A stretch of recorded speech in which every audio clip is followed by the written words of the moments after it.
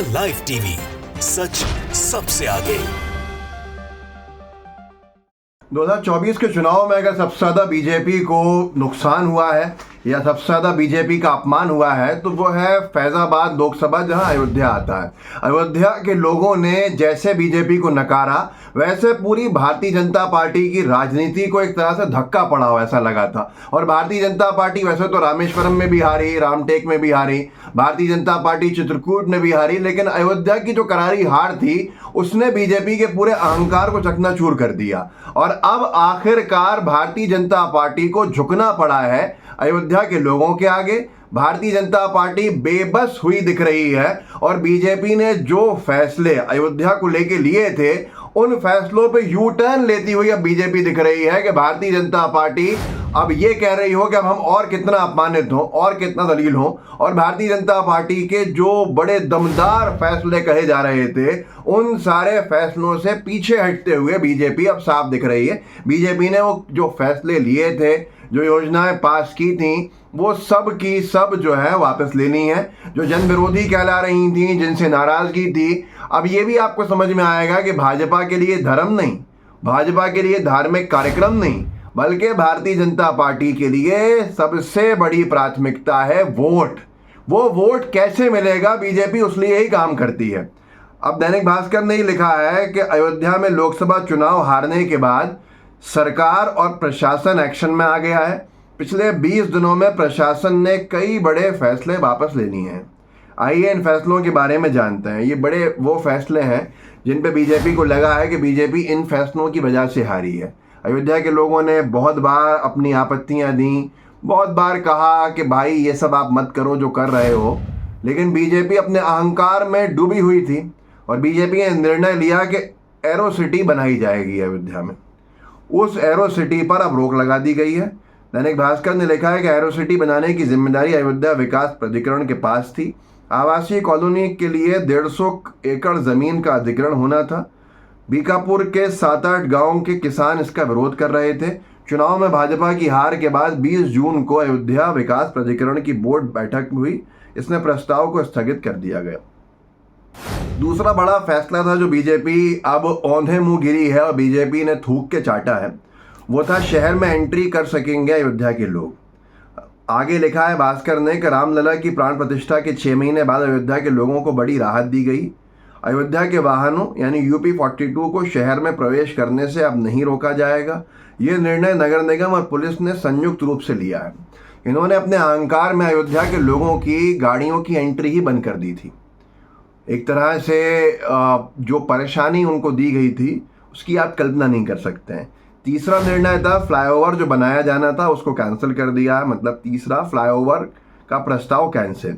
आवास विकास प्राधिकरण की ओर से 264 लगभग करोड़ रुपये से 264 करोड़ 26 लाख रुपये से 6 किलोमीटर लंबा फ्लाईओवर बनाया जाना था। इसमें अब बदलाव कर दिया गया है। लखनऊ में हुई बोर्ड की बैठक में 3 नए अंडरपास बनाने का निर्णय लिया गया।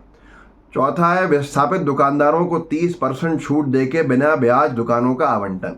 राम मंदिर, ये बड़ा तकलीफदेह होगा उन अनभक्तों के लिए जो लिख रहे थे कि हम अगरबत्ती अपने शहर से लेके जाएंगे, पूजा की सामग्री अपने शहर से लेके जाएंगे, अयोध्या वालों से एक सुई भी नहीं लेंगे। वो सारी चीज़ें जो लिख रहे थे, तो बीजेपी की सरकार ने ये कहा है कि विस्थापित दुकानदारों को 30% छूट देकर बिना ब्याज दुकानों का आवंटन।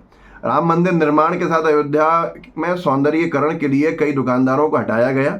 20 जून को विकास प्राधिकरण की बोर्ड की बैठक हुई। इसमें दुकानों की लागत में 30% की कटौती की गई। साथ ही रामपथ और निर्माण में विस्थापित हुए 80 दुकानदारों को चाबी सौंपी गई। आप सोचिए कि ये बीजेपी का क्या भरोसा है। कल आपसे दुकान छीन ली थी, आज हार गए दुकान वापस दे रहे हैं, अब फिर जीतेंगे फिर छीन लेंगे। ये समझना होगा कि भारतीय जनता पार्टी की फितरत क्या है, स्टाइल क्या है। भाजपा कैसे अहंकार में आके और फिर अपना तानाशाही रवैया दिखाती है। अब जब हार का सामना किया है तो सारी चीज़ें सही करने पे आए हैं। अगली बार जीतेंगे। इनको डर है कि 2027 में विधानसभा चुनाव नहीं हार जाएं। बस सबसे बड़ा विषय है, एक बार जीत जाएंगे दोबारा चाबियां छीन लेंगे, दोबारा फिर से विस्थापित कर देंगे, दोबारा फिर से अपने अहंकारी निर्णय जो है, तानाशाही निर्णय जो है वो लागू कर देंगे। जनता को भी समझना होगा कि ये इनका चाल चरित्र चेहरा है। अब आप सोचिए, भ्रष्टाचार की भेंट इन्होंने चढ़ा दिया पूरा का पूरा काम। राम मंदिर बनाया, तो मैं उस विषय में नहीं जाऊंगा कि क्या आपने नाइंसाफ़ी करी, क्या कुछ किया, कैसे वो लोग छूट गए जिन्होंने बाबरी मस्जिद को शहीद किया था, वो तमाम चीज़ें एक अलग विषय है। लेकिन जब आपने राम मंदिर बनाया तो उसमें ही भ्रष्टाचार कि राम मंदिर के मुख्य पुजारी कह रहे हैं कि छत टपक रही है, बना अभी है। आज तक ने लिखा राम मंदिर की छत से टपक रहा पानी, मुख्य पुजारी सत्येंद्र दास का दावा, निर्माण समिति ने कही ये बात। उनका कहना है कि जल निकासी की कोई सुविधा ही नहीं दी गई है और इस समस्या का जल्द समाधान होना चाहिए। अब ये सारा का सारा मामला है जिस पे गौरव सिंह सेंगर, एक पत्रकार हैं शायद, वो लिखते हैं, अयोध्या हल्की बरसात राम पथ झेल न सका। अयोध्या में अधिकारियों ने क्या किया देखिए, काम चीत्कार कर रहा है। मंत्री जितिन प्रसाद थे, प्रमुख सचिव अजय सिंह चौहान। जितिन प्रसाद सेफ एग्जिट पाकर निकल गए हैं, बाकियों की जिम्मेदारी कब तय होगी, क्योंकि अब जितिन प्रसाद केंद्रीय मंत्री बन गए हैं तो राज्य के अंदर जो गड़बड़ी हुई है शायद उससे उनका पल्ला झाड़ लिया गया है।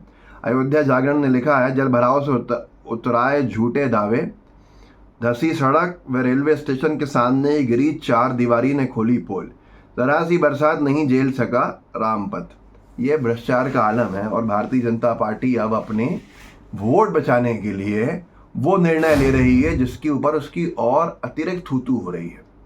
आज हर इंसान के चाल चरित्र चेहरे को पहचान गया है।